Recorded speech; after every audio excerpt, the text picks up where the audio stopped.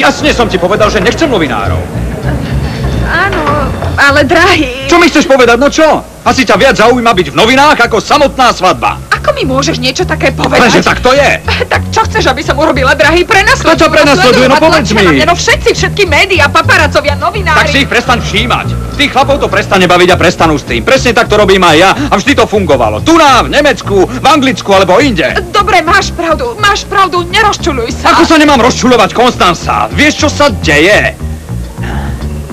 Toto a mnoho iných vecí ma utvrdzuje, že takto to ďalej nejde.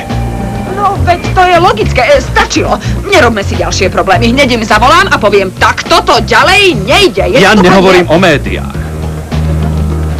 Hovorím o nás, Konstanca. Nemôžem sa s tebou oženiť. Tak toto nejde.